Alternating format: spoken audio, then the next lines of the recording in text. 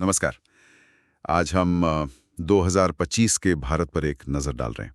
एक साल जो काफ़ी चुनौतियों भरा रहा। जी। हमारी चर्चा का आधार है एक स्रोत, India's crisis of 2025, a year in review.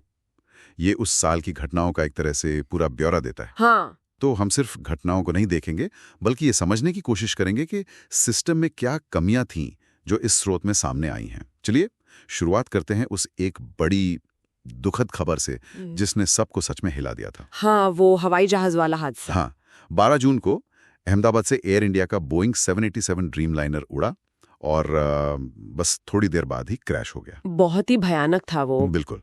पिछले 30 सालों में भारत की सबसे भीषण हवाई दुर्घटना। इसमें 241 यात्री थे और जमीन पर भी करीब 30 लोगों की जान गई। और इसने तुरंत हवाई सुरक्षा, पायलटों की ट्रेनिंग, हमारे एयरपोर्ट्स, मतलब पूरे इंफ्रास्ट्रक्चर पर ही सवाल खड़े कर दिए। सही कहा। और जैसा आपने कहा, ये अकेली घटना नहीं थी।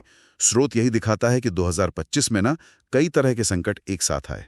बिल्कुल। और वो कहीं ना कहीं आपस में जुड़े हुए भी लग रहे थे, जो शायद व्यवस्था की किसी गहरी दिक्कत की तरफ इशारा कर रहे थे। हाँ, जैसे कि पानी का संकट। स्रोत उत्तर प्रदेश की बात करता है, जहां स्थिति बहुत गंभीर थी। मतलब ग्राउंड वाटर लेवल तेजी से नीचे जा रहा था, नदियां सूख रही थीं। और कई इलाकों में तो सोचिए साल में बस 3 महीने ही पक्का पानी मिलता था। 3 महीने। और दूसरी तरफ राजस्थान का भी जिक्र है शायद। हाँ, राजस्थान में श्रीगंगानगर जिले में किसान प्रोटेस्ट कर रहे थे। उनकी शिकायत थी कि पंजाब से नहर का पानी कम आ रहा है। अच्छा। वो मांग कर रहे थे कि भाई जो पानी के बंटवारे के समझौते हैं उन्हें ठीक से लागू किया जाए। देखिए, ये दोनों ही मामले दिखाते हैं कि पानी का मैनेजमेंट कितना पेचीदा मुद्दा बन गया है। एक तरफ तो पानी है ही कम, मतलब प्राकृतिक रूप से। सही। और दूसरी तरफ राज्यों के बीच जो समझौते हैं उनको लागू करवाने की अपनी चुनौतियां हैं।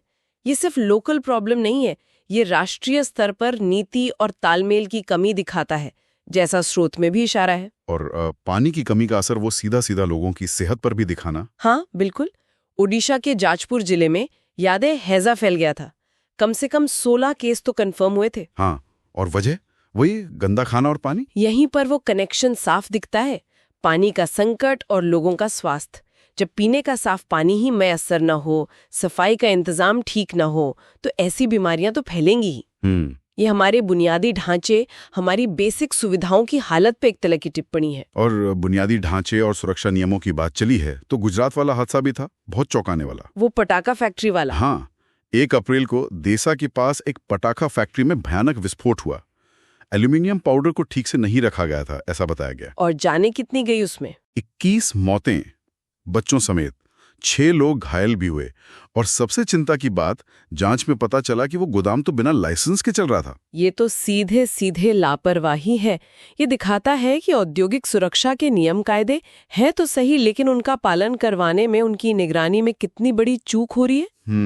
सिर्फ नियम बना देना काफी नहीं होता, उन्हें सख्ती से लागू करना कितना जरूरी है, ये ऐसे हादसे हमें याद दिलाते हैं। बिल्कुल।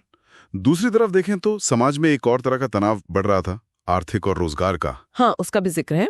पश्चिम बंगाल में 1000 से ज्यादा टीचर जिन्हें नौकरी से निकाल दिया गया था, वो सड़कों पर थे।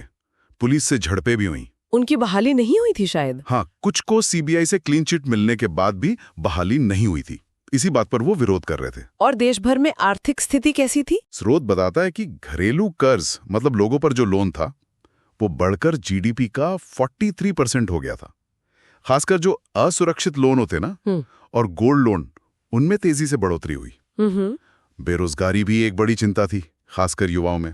ये आंकड़े, बढ़ता हुआ कर्ज, युवाओं में बेरोजगारी, ये किसी भी अर्थव्यवस्था के लिए अच्छे संकेत नहीं है। ये सामाजिक स्थिरता के लिए भी खतरा पैदा करते हैं। सही कहा। दिखाते हैं कि शायद आर्थिक मौके कम हो रहे हैं और लोगों में एक तरह की फाइनेंशियल इनसिक्योरिटी बढ़ रही है।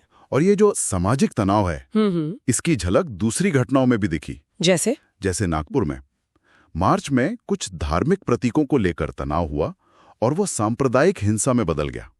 1 मौत हुई, 30 घायल, 100 से ज्यादा गिरफ्तारियां हुई।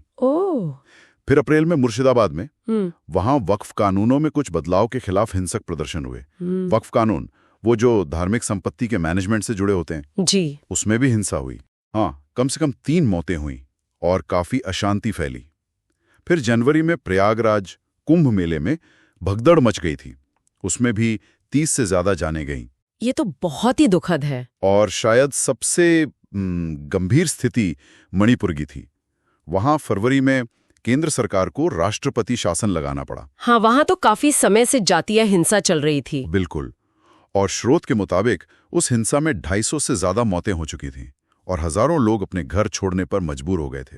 ये सारी घटनाएं, चाहे वो नागपुर का सांप्रदायिक तनाव हो, मुर्शिदाबाद के विरोध प्रदर्शन हो या फिर मणिपुर की इतनी गंभीर स्थिति, ये अलग अलग इलाकों में गहरे सामाजिक मतभेद और शासन की चुनौतियों को ही दिखाती हैं। मणिपुर में राष्ट्रपति शासन लगाना अपने आप में ये बताता है कि हालात कितने ज्यादा बिगड़ चुके थे। ये जरूरी है कि हम इन घटनाओं को स्रोत में दिए गए तथ्यों के आधार पर ही समझें, किसी का पक्ष लिए बिना। सही।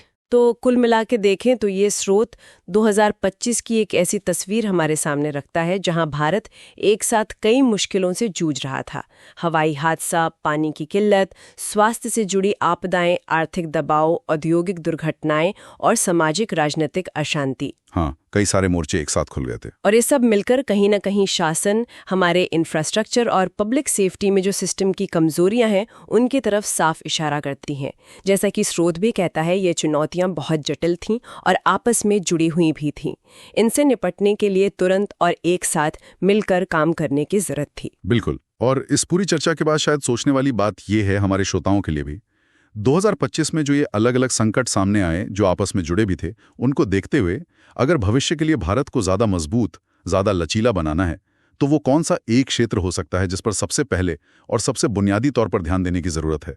ये सवाल इस विश्लेषण से उभरता है।